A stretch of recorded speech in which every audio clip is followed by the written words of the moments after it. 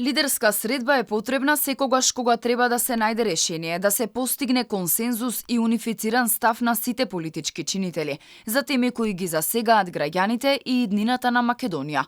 Но тој состанок не треба да се злоупотребува за постигнување лични или партиски цели. Во пресрет на лидерската средба која треба да се одржи во понеделник, дел од аналитичарите предупредуваат дека со барањето на албанскиот политички блок за интервенции во уставот ќе се создаде дефокус и разговорот ќе замине во тотално различен правец. Ние гледаме еден вид на јам во најава од одредените политички партии на представниците на етничките албанци со кои јас мислам дека врз база на еден вид на уцени, условувања, па дури би рекол и латентни закани, тие ќе сакаат нивната агенда да ја стават прво на таа зелена маса представена од политичките партии, најавено од премиерот и потоа преку извршување на еден вид на притисок тие барања да бидат институционално поминати. Дали е можен консензус на политичките партии за важните прашања е тешко да се одговори.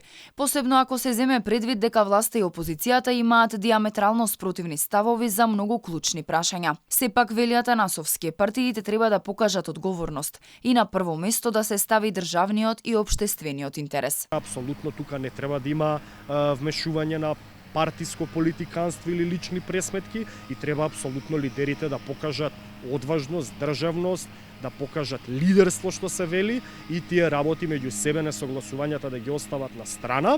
Според најавите од владата на лидерската средба треба да се разговара за одлуките кои во иднина ќе треба да се носат со широк консензус, а премиерот во повеќе наврати упати апел до сите партии да седнат на иста маса и да постигнат унифициран став за европската иднина на земјава. Сепак опозицијската ВМРО ДПМН смета дека не е потребна лидерска средба доколку не се разговара за економската криза. Оттаму велат дека разговор за промена на уставот би бил безпредметен и дека фокус треба да биде како да им се помогне на граѓаните и стопанството. Во меѓувреме албанските партии обединети побараа формулацијата јазикот кој го зборуваат 20% од граѓаните во уставот да се замени со албански јазик. Своето присуство го потврдија од опозицијската алијанса за албанците, откаде велат дека ќе ги истакнат своите барања за да гласаат за уставните измени.